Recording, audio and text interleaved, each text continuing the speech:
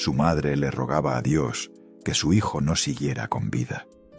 Se sentaba en el sofá con su camisón blanco, sosteniendo una Biblia entre las manos, y susurraba oraciones para que ese niño dejara de existir. Ese niño que el mundo conocería años después como Michael Landon se convertiría en el padre más querido de la televisión americana durante 30 años seguidos. Y moriría exactamente a la misma edad que su mejor amigo, del mismo tipo de cáncer, con apenas 2 años de diferencia. Esta es la historia que Hollywood mantuvo en silencio durante décadas. La historia del hombre que sanó a millones de familias frente al televisor, mientras la suya se destruía por dentro. Aquí descubrirás la infancia de pesadilla que jamás fue narrada, el escándalo que arruinó su imagen pública y el secreto que su propia hija reveló sobre sus últimos días. Existe una entrevista final que concedió semanas antes de morir, donde dijo algo que transformó la forma en que millones lo recordarían. Volveremos a eso, pero antes de ser Michael Landon, fue Eugene Morris Horowitz.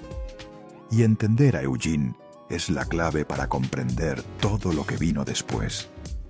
Si aún no te has suscrito al canal, este es el momento, porque historias como esta no las encontrarás en ningún otro lugar. En este video verás una grabación de audio donde cuenta cómo le pegó a su madre en la cara para salvarle la vida. Las cartas que Melissa Gilbert le escribió después de años sin dirigirle la palabra. El momento exacto en que Ronald Reagan llamó por teléfono para dar el pésame y la razón verdadera por la que dinamitaron un pueblo entero de televisión. Para que todo eso tenga sentido, primero necesitas conocer a ese niño, Eugene Maurice Horowitz, su nombre real, mucho antes de que Hollywood inventara a Michael Landon. Eugene nació el 31 de octubre de 1936 en Nueva York, noche de Halloween. Su padre, Eli Maurice Horowitz, era judío, publicista de la productora RKO. Su madre, Peggy O'Neill, era católica irlandesa, ex bailarina y comediante de Broadway. Desde el primer día, el matrimonio fue una guerra religiosa y el campo de batalla fue Eugene. Peggy no estaba bien. Los psiquiatras de la época no tenían nombre para lo que le ocurría. Hoy probablemente hablarían de trastorno bipolar, de depresión severa, de episodios psicóticos. Pero en los años 40 era simplemente una madre difícil, una madre que nadie sabía cómo manejar. Eugene aprendió a leer el ambiente antes de saber leer libros. Si su madre llevaba puesto el camisón durante el día, significaba problemas. Si sostenía la Biblia, significaba que se avecinaba una tormenta. Y si murmuraba en voz baja mirando hacia la ventana, Eugene corría a esconderse debajo de su cama.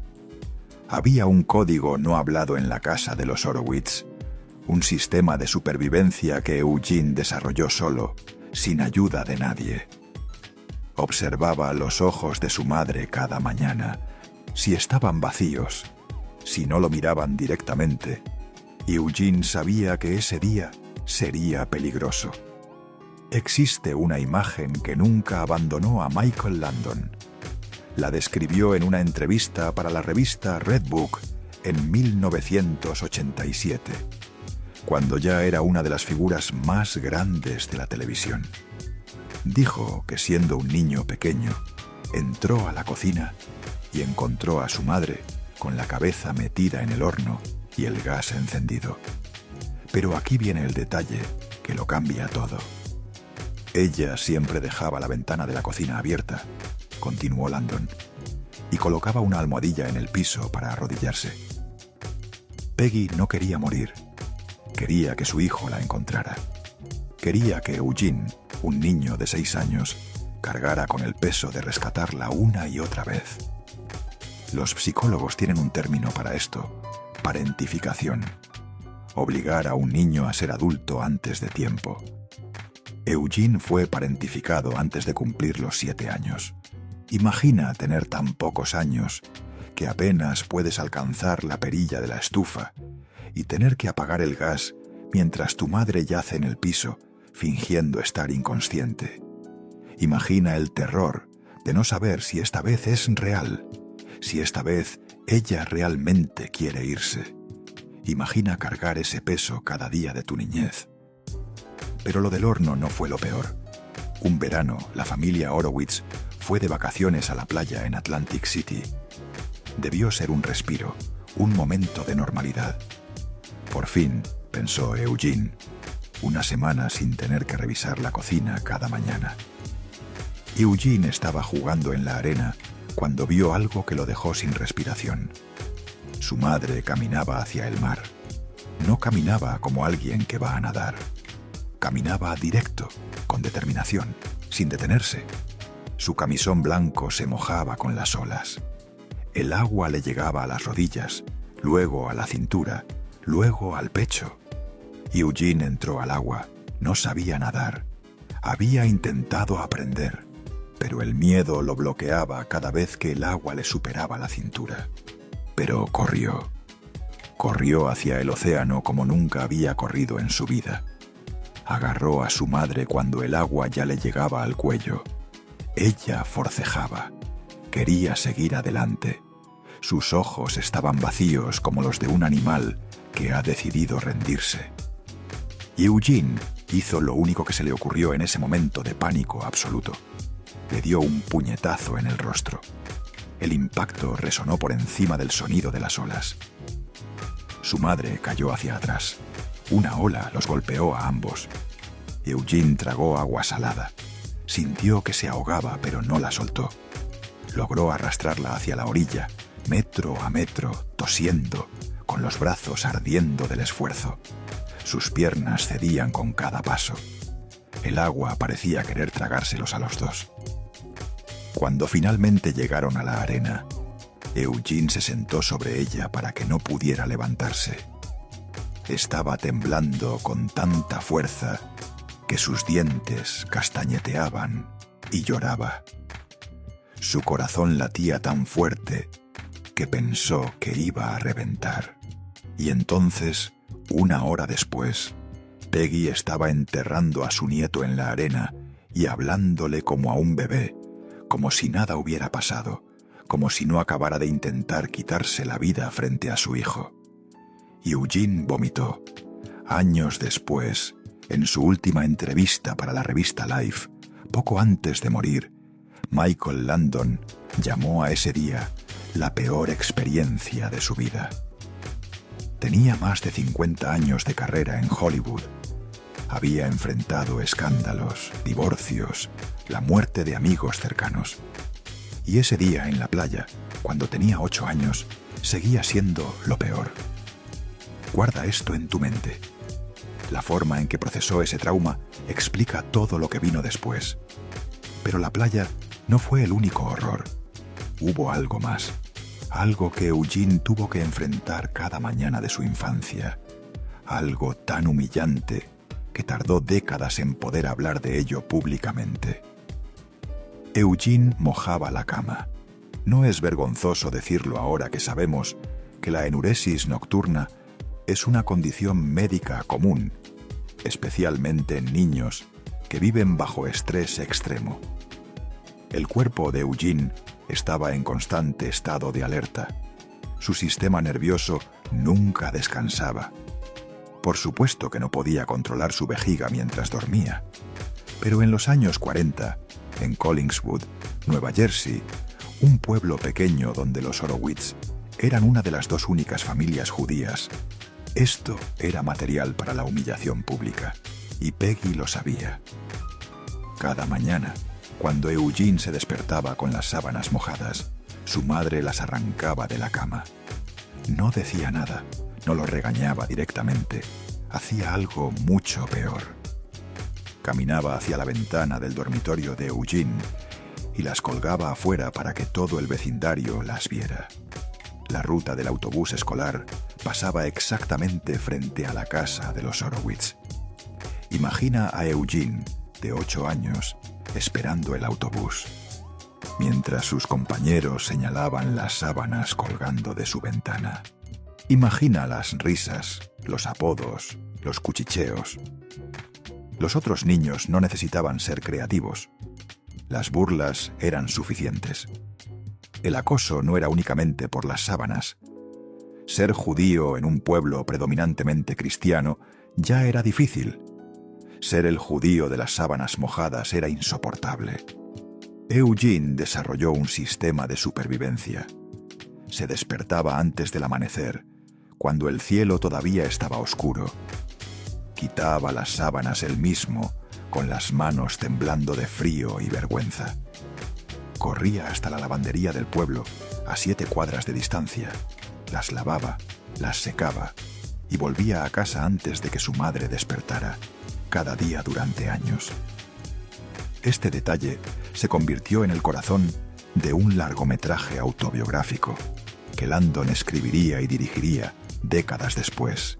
El corredor más solitario, el niño que corría cada mañana para escapar de su vergüenza. Cuando la película se transmitió en 1976, millones de personas llamaron a las estaciones de televisión. No podían creer que alguien famoso hubiera vivido lo mismo que ellos. Pero aquí hay algo que casi nadie sabe. Algo que conecta todo lo que acabas de escuchar con lo que viene después. En el bar mitzvah, la ceremonia judía, donde un niño se convierte en hombre a los 13 años, Peggy sacó a Eugene de la fiesta. Lo llevó a un cuarto apartado, lejos de los invitados, lejos de su padre, y le dijo, mirándolo directamente a los ojos, que cuando era bebé lo había bautizado. Todo lo que Eugene había construido sobre su identidad judía, toda la conexión con su padre, toda la comunidad que lo había aceptado, a pesar de las sábanas y los apodos, quedó destruido en una sola oración. Su madre encontró la manera de arruinar incluso el único día que debía ser suyo. Y su padre, Eli, el hombre que debía protegerlo, ¿dónde estaba durante todo esto? Trabajando, siempre trabajando, huyendo de la casa y del matrimonio imposible. Eli era un hombre callado que había elegido la evasión como estrategia de supervivencia. No confrontaba a Peggy, no defendía a Eugene, no estaba. Eli Horowitz murió de un ataque cardíaco en 1959. Eugene tenía 22 años. Nunca tuvieron la conversación que los hijos necesitan tener con sus padres. Nunca hubo un «te quiero» o un «estoy orgulloso de ti» o siquiera un «lo siento por no haber estado». Recuerda esto. La ausencia del padre explica por qué Michael Landon pasó toda su carrera interpretando padres presentes. Entonces, ¿cómo sobrevivió Eugene Horowitz a esta infancia del infierno? Con una jabalina. En la preparatoria de Collingswood, Eugene descubrió que podía lanzar objetos muy lejos. Su cuerpo delgado escondía una fuerza explosiva. Cada lanzamiento era una forma de canalizar la rabia que llevaba adentro. Cada metro que la jabalina volaba era un metro más lejos de su madre, de las sábanas, de los insultos. Su entrenador, Murray Dickinson, vio el potencial de inmediato. Le enseñó técnica, le dio estructura, le dio algo que Eugene nunca había tenido: la sensación de ser bueno en algo.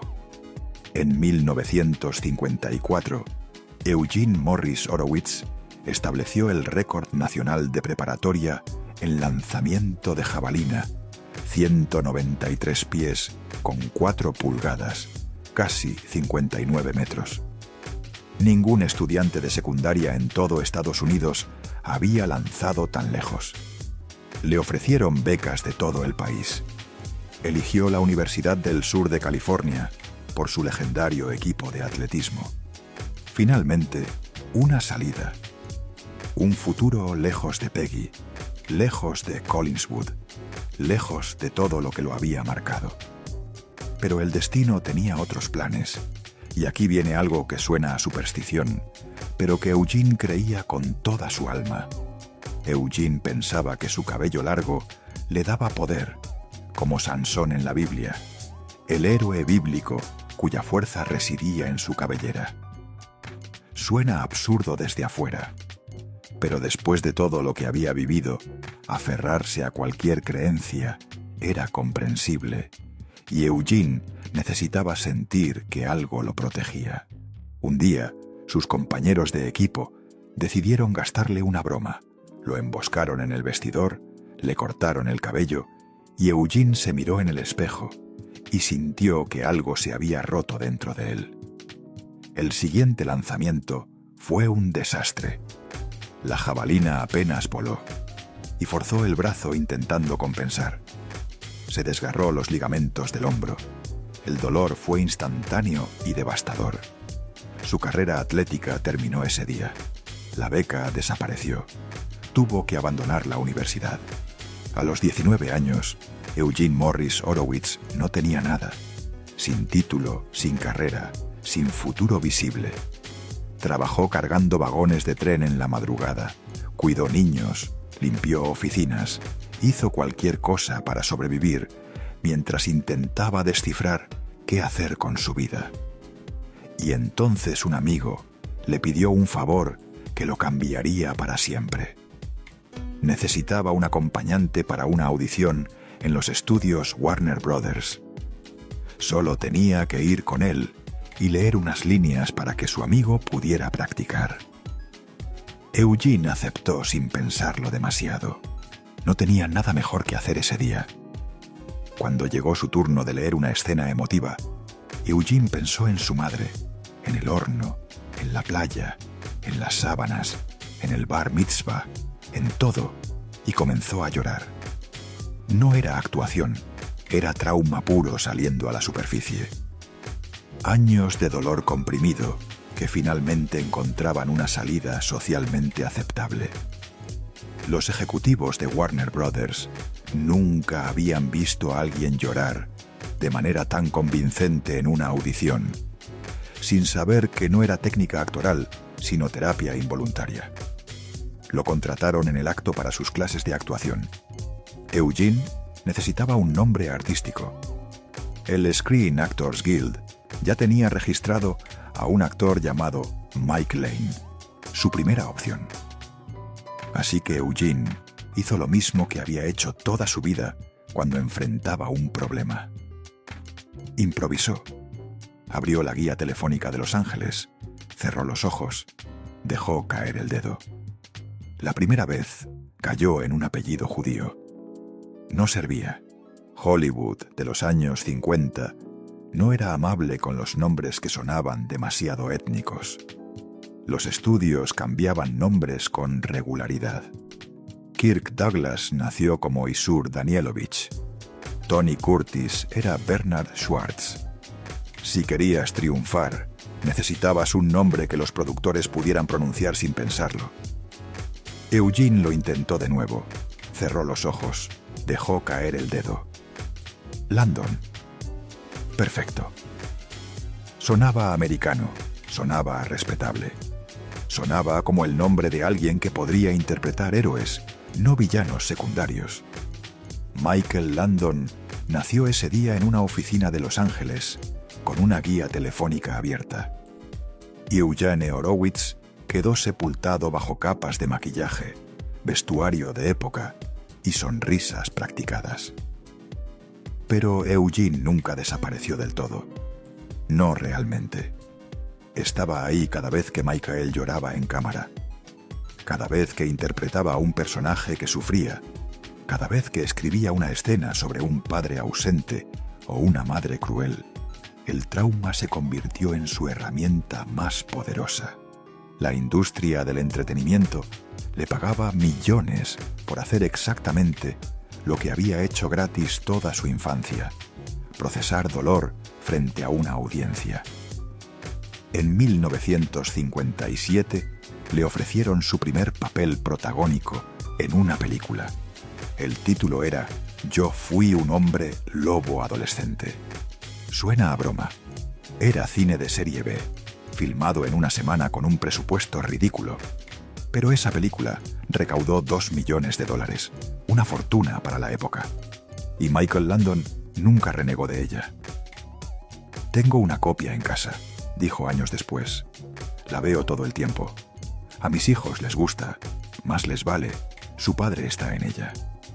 Hay algo poético en que su primer papel fuera interpretando a un monstruo, un joven atormentado que se transforma en algo salvaje cuando pierde el control. Michael Landon pasaría el resto de su carrera interpretando exactamente lo opuesto.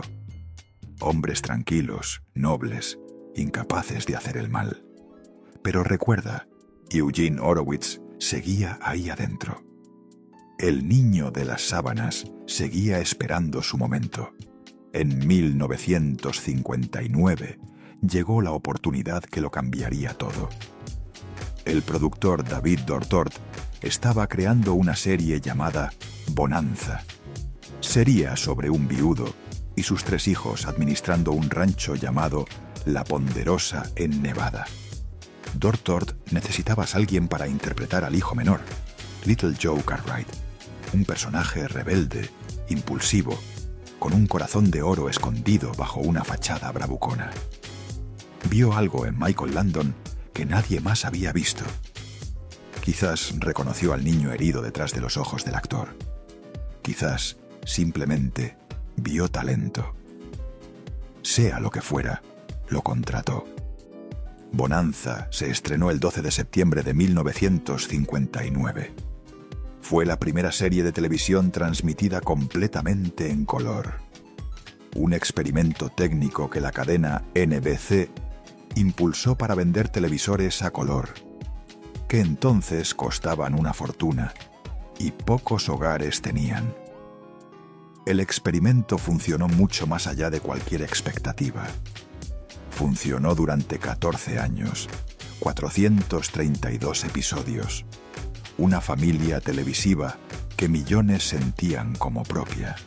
Los domingos en la noche, América se reunía frente al televisor para ver a los Cartwright resolver problemas, enfrentar villanos y demostrar que el amor familiar podía superar cualquier obstáculo. La serie fue número 1 en ratings durante 3 temporadas seguidas. Michael Landon apareció en la portada de TV Guide 22 veces. El segundo actor con más portadas en la historia de la revista, solo detrás de Lucille Ball. Y mientras Little Joe Cartwright se convertía en un ícono cultural, Michael Landon estaba aprendiendo cada aspecto del negocio. Observaba a los directores, estudiaba los guiones, preguntaba a los técnicos cómo funcionaban las cámaras, las luces, el sonido.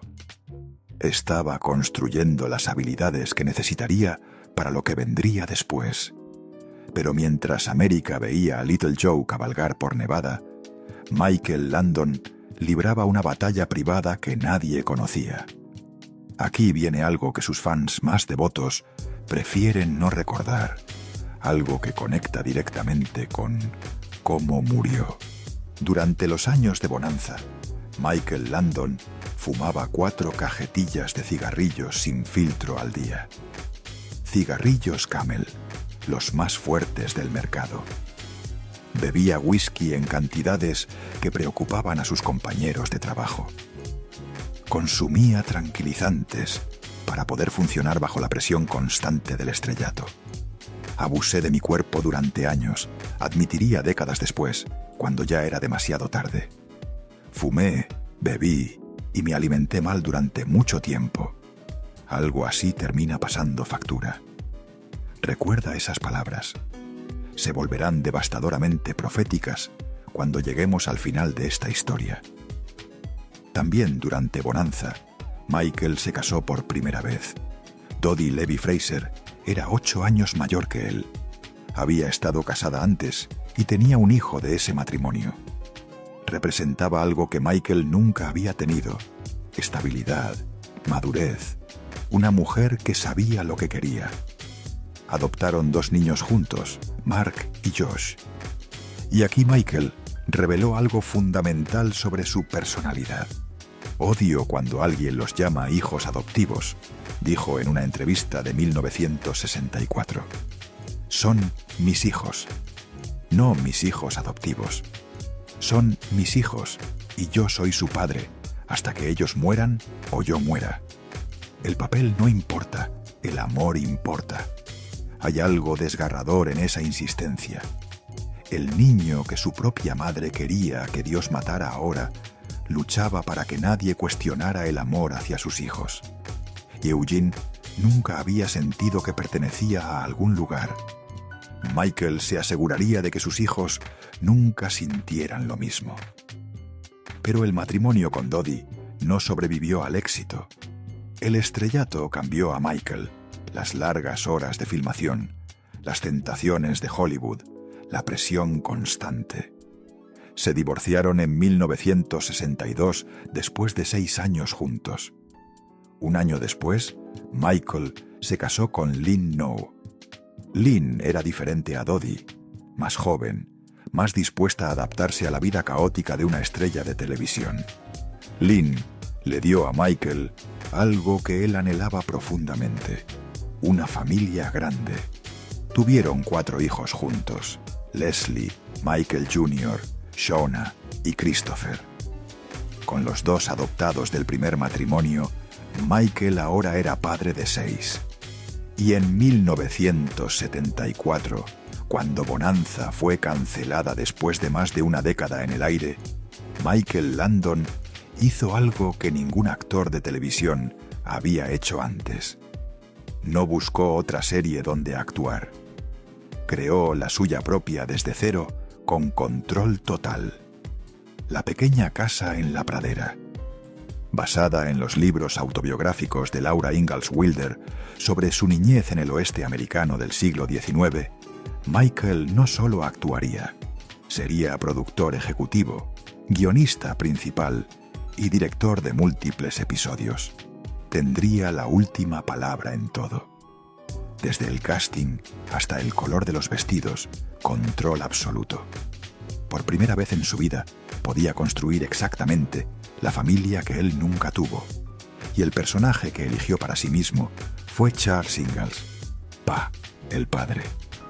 Charles Ingalls era todo lo que Eli Horowitz no fue: presente, paciente, devoto. Un padre que escuchaba, que enseñaba con amor, que nunca alzaba la voz excepto para defender a su familia. Un padre que estaba ahí.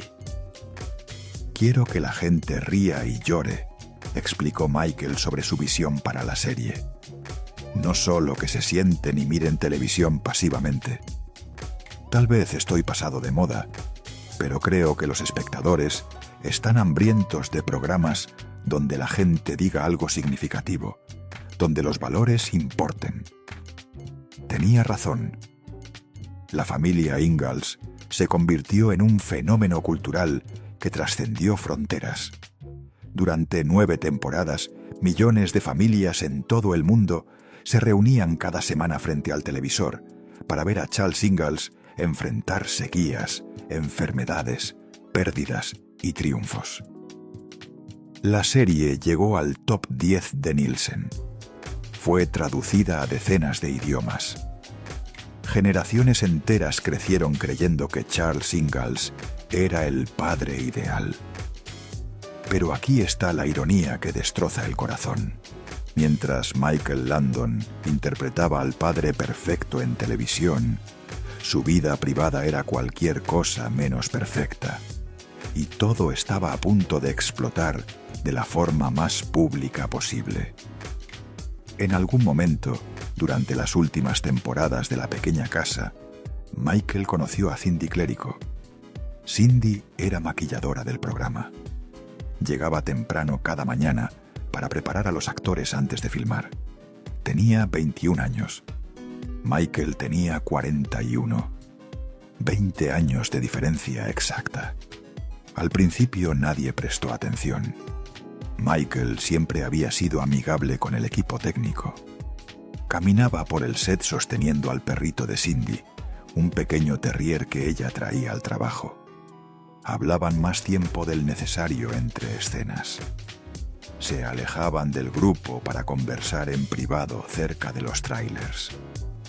Melissa Gilbert, que interpretaba a Laura Ingalls y veía a Michael como una figura paterna, fue una de las primeras en notar que algo no estaba bien.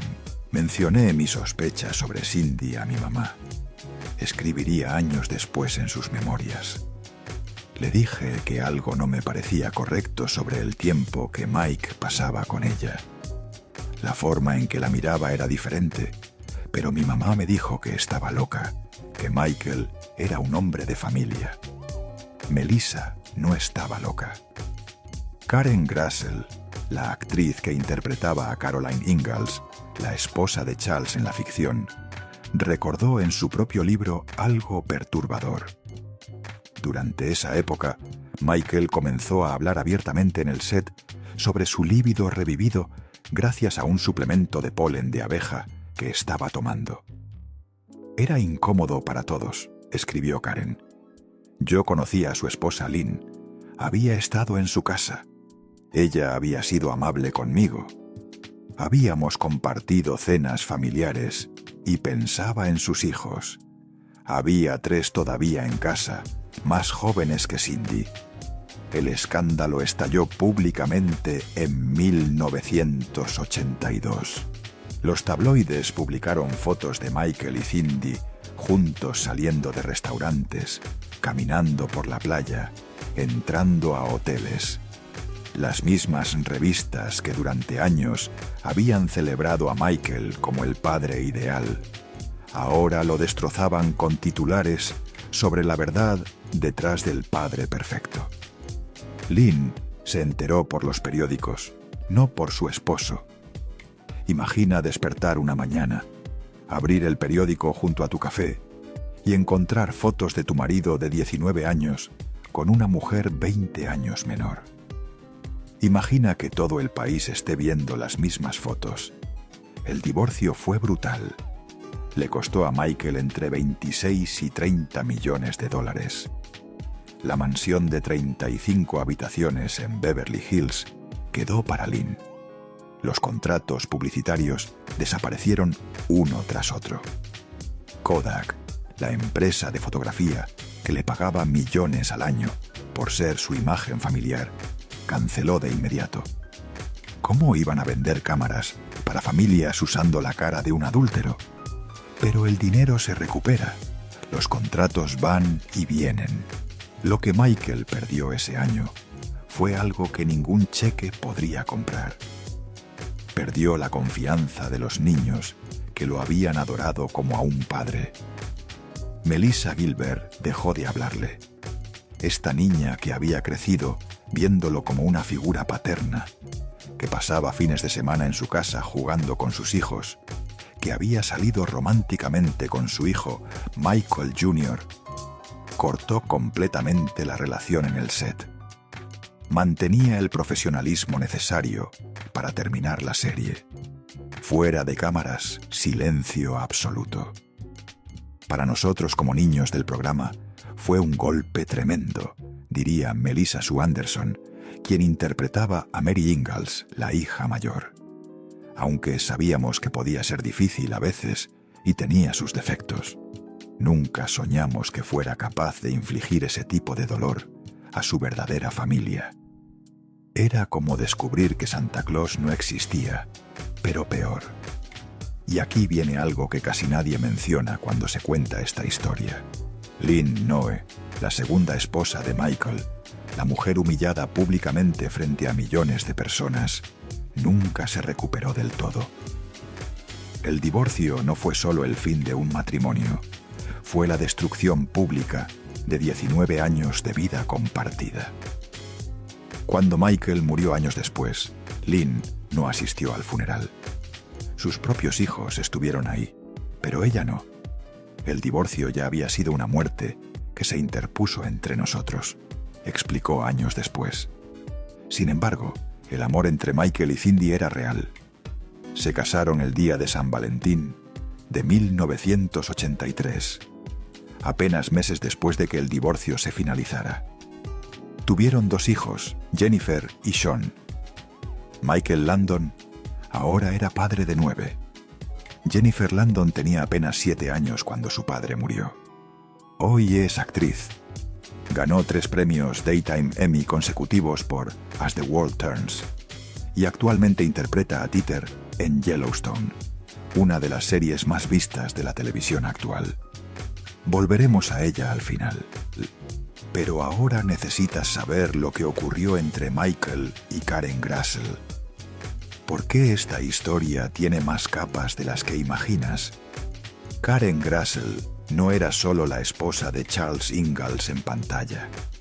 Era una actriz seria formada en teatro clásico que había aceptado el papel de Caroline pensando que sería un trabajo temporal. Durante las primeras temporadas todo iba bien, pero cuando la serie llegó al top 10 de Nielsen y se convirtió en un fenómeno cultural, Karen pidió un aumento de salario. Era la coprotagonista, merecía ser pagada como tal. Michael se negó. Le dije que su salario debía ser igual al de los actores infantiles, escribió Karen en sus memorias publicadas décadas después, que ella no era tan importante para el show como yo. A partir de ese momento, la relación se deterioró de formas que Karen no se atrevió a contar durante años. Michael comenzó a burlarse del cuerpo de Karen frente al equipo. Hacía comentarios sobre su peso, criticaba sus expresiones faciales, reducía sistemáticamente sus escenas y sus líneas de diálogo. Ella pasó de ser coprotagonista a ser un personaje secundario en su propia serie. Hacía chistes constantemente, escribió Karen. Chistes que yo encontraba repugnantes sobre mi cuerpo, sobre mi forma de actuar, sobre todo. Y hubo un incidente específico que Karen recordó con detalle décadas después. Durante la filmación de una escena romántica entre Charles y Caroline, Michael hizo algo que no estaba en el guión. La besó apasionadamente frente a todo el equipo. Karen quedó paralizada, no sabía cómo reaccionar. El director no detuvo la escena. Creo que estaba intentando manipularme, escribió Karen. Demostrar que tenía poder sobre mí, que podía hacer lo que quisiera y nadie lo detendría. Pero aquí viene algo inesperado. Antes de que Michael muriera, él y Karen se reconciliaron. Él le pidió perdón por cómo la había tratado. Ella lo perdonó. Karen asistió a su funeral y habló bien de él en entrevistas posteriores. Era un hombre complicado, dijo Karen, brillante en muchos sentidos, cruel en otros, pero al final encontró la humildad para disculparse. Eso significó mucho para mí. Ahora llegamos al momento más cinematográfico de toda la historia de La pequeña casa, el final de la serie. En 1984, después de 9 temporadas, la serie estaba llegando a su término. Michael decidió que no habría una despedida tranquila. No habría un episodio sentimental donde los personajes simplemente dijeran adiós. En el episodio final titulado El último adiós, los habitantes de Walnut Grove descubren que un especulador ha comprado legalmente todas sus tierras. Las leyes están de su lado, no pueden hacer nada para detenerlo. Entonces Laura Ingalls tiene una idea. Si no pueden quedarse con su pueblo, al menos pueden asegurarse de que el especulador no se quede con nada. Edificio por edificio, los habitantes de Walnut Grove colocan dinamita y destruyen todo lo que construyeron con sus propias manos. Las explosiones fueron reales, no efectos especiales, no CGI, demolición profesional con cargas explosivas que redujeron a escombros una década de recuerdos.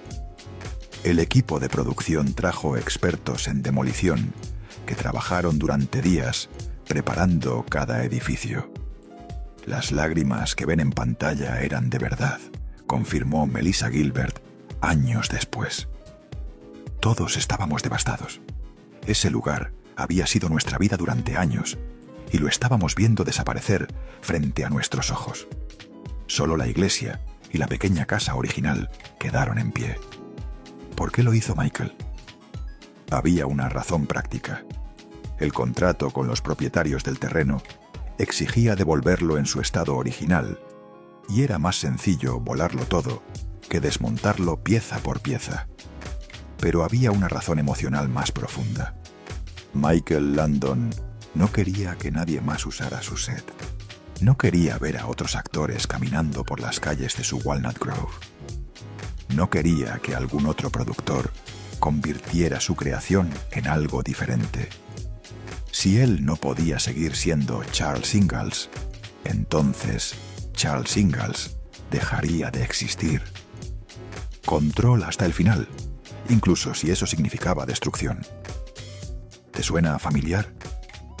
El niño que corría cada mañana para controlar su propia vergüenza, ahora destruía un pueblo entero para controlar su legado. Después de La pequeña casa, Michael creó una última serie, Camino al cielo. Interpretaba a Jonathan Smith, un ángel en periodo de prueba enviado a la Tierra para ayudar a las personas con sus dificultades. Su compañero era Victor French, el mismo actor que había interpretado al mejor amigo de Charles Ingalls durante años. La amistad entre Michael y Victor era legendaria en Hollywood.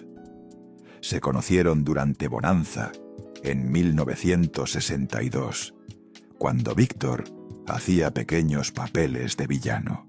Michael vio algo en él que otros no veían. Un actor de carácter con un corazón enorme, escondido bajo una fachada ruda. «Estoy trabajando con el hombre que amo», dijo Victor en una entrevista de 1985. Cuando NBC sugirió contratar a un actor más joven y convencionalmente atractivo para Camino al cielo, Michael fue inflexible. «O es Victor o no hay serie. No voy a negociar esto». Victor llamaba a Michael su ángel por haberle salvado la carrera en múltiples ocasiones. En Camino al cielo, Michael incluyó un detalle autobiográfico que ahora resulta escalofriante. En un episodio se revela que Jonathan Smith, el ángel que interpreta, había muerto en 1948 de cáncer de pulmón causado por el tabaco. Michael Landon fumó 4 cajetillas al día durante décadas. La serie terminó en 1989, pero no por decisión de Michael ni del canal. Victor French fue diagnosticado con cáncer de pulmón en marzo de ese año. La noticia devastó a Michael. Su mejor amigo, su compañero de trabajo durante casi 3 décadas, estaba muriendo. Michael estuvo a su lado durante los tratamientos, durante las quimioterapias que dejaban a Victor agotado, durante los días buenos donde todavía podían bromear, durante los días terribles donde Victor apenas podía hablar. Victor French murió el 15 de junio de 1989. Tenía 54 años. El mismo hombre que había bromeado en entrevistas, que había llamado a Michael su ángel salvador, que había compartido miles de horas de filmación juntos, se había ido. Michael pronunció el elogio en el funeral de Victor. Sus palabras exactas nunca fueron publicadas, pero quienes estuvieron ahí dijeron que fue el discurso más emotivo que habían escuchado. El hombre que había llorado profesionalmente durante 30 años, finalmente lloró de verdad. Michael no pudo continuar la serie sin su amigo. La idea de reemplazar a Victor con otro actor le resultaba físicamente insoportable. Se acabó Camino al cielo. Se acabaron 30 años de televisión consecutiva. El hombre que había estado en las pantallas de América cada semana desde 1959, de pronto ya no tenía show. Si llevas este tiempo con nosotros y aún no te has suscrito al canal, hazlo ahora. Historias como la de Michael Landon son exactamente lo que encontrarás aquí cada semana. Karen Grassel, años después, le preguntó a Michael cómo había muerto Víctor exactamente. Los periódicos decían cáncer de pulmón, pero ella sospechaba que había algo más. Michael respondió con 3 palabras. Se bebió hasta morir. Hay algo desgarrador en esa respuesta. Michael, que había luchado contra sus propias adicciones durante décadas, reconocía el verdadero enemigo de su amigo y quizás reconocía algo de sí mismo en esa destrucción. Después de la muerte de Víctor, Michael dejó de fumar. Pero los años de abuso ya habían hecho su trabajo. Ahora llegamos al momento que prometí al principio, la última entrevista, el final que nadie esperaba. En abril de 1991, Michael Landon sintió dolores abdominales durante unas vacaciones familiares en Utah. Pensó que era algo menor, quizás algo que comió, quizás estrés. Fue al médico esperando un diagnóstico simple y una receta de antiácidos. El 5 de abril de 1991, le dijeron que tenía cáncer de páncreas con metástasis al hígado y los ganglios linfáticos. Inoperable, terminal, sin esperanza real de curación. Los médicos le dijeron que tenía semanas, quizás meses si tenía suerte. Michael salió del consultorio y llamó a Cindy. Luego, a cada uno de sus 9 hijos, uno por uno. Cada llamada más difícil que la anterior. ¿Cómo le dices a tu hijo de 5 años que papá no va a estar para verlo crecer? ¿Cómo le explicas a tu hija adolescente que no vas a caminar junto a ella en su boda? Michael Landon tenía 54 años, exactamente la misma edad que Victor French cuando murió, del mismo tipo de cáncer relacionado con el tabaco y el alcohol. La coincidencia era demasiado perfecta para ser solo casualidad. El universo mandaba un mensaje que Michael entendía perfectamente. Abusé de mi cuerpo durante años, había dicho, y ahora su cuerpo estaba cobrando la factura. Pero Michael hizo algo que ninguna celebridad había hecho antes en la historia de Hollywood. Invitó a la prensa a su casa en Malibú y anunció públicamente su diagnóstico sin eufemismos, sin ocultarse detrás de comunicados vagos. Quería controlar la narrativa antes de que los tabloides la inventaran. Era tan típico de Mike dar las noticias a su manera, escribió Melissa Gilbert. Incluso, muriendo, quería tener el control. Y entonces llegó la entrevista con Johnny Carson. El 9 de mayo de 1991, Michael Landon apareció en The Tonight Show por última vez. Estaba visiblemente más delgado, más frágil. Su cabello, siempre tan abundante, se veía opaco, pero sus ojos seguían brillando con esa mezcla de dolor y humor que había definido toda su carrera. Johnny Carson estaba atravesando su propio infierno privado. Su hijo, Richard, había muerto en un accidente de auto semanas antes. Michael, desde su cama de enfermo, había sido uno de los primeros en llamarlo para dar el pésame. Esta ha sido una semana devastadora para mí y mi familia, dijo Carson al presentar a Michael esa noche. Michael llamó el lunes expresando su más profunda simpatía por la muerte de mi hijo Ricky. El coraje y la sensibilidad que mostró en nuestra conversación, consolándome mientras él estaba en gran dolor, demuestra la calidad de este hombre. Durante la entrevista, Michael hizo chistes sobre su enfermedad. Se burló de los tabloides que titulaban 4 semanas de vida. Es increíble que la gente pueda ser así, dijo Michael, y su voz se puso seria por primera vez en toda la entrevista. Eso es el cáncer de nuestra sociedad. Y entonces pronunció las palabras que millones recordarían para siempre. Si voy a morir, la muerte va a tener que luchar mucho para atraparme. No voy simplemente a acostarme y dejar que suceda. Creo en Dios, creo en la familia, creo en la verdad entre las personas, creo en el poder del amor, creo que fuimos creados a imagen de Dios, que hay Dios en todos nosotros, así que no veo por qué debería temer a la muerte, y no la temo. Menos de 2 meses después, el 1 de julio de 1991, Michael Landon falleció en su rancho de Malibú, rodeado de su esposa Cindy y sus 9 hijos. El funeral se celebró el 5 de julio de 1991 en Hillside Memorial Park, el mismo cementerio donde estaba enterrado Lorne Greene, el actor que había interpretado a su padre televisivo en Bonanza durante 14 años. Padre e hijo reunidos en la muerte. 500 personas asistieron. 5 helicópteros de prensa sobrevolaban el cementerio capturando imágenes. El expresidente Ronald Reagan y Nancy Reagan estuvieron en primera fila. Los Reagan eran seguidores devotos de la pequeña casa. Llamaban a Michael después de episodios que les gustaban especialmente. Nancy había llorado con el episodio donde Mary Ingalls queda ciega. Ronald había llamado personalmente para felicitar a Michael por el guión.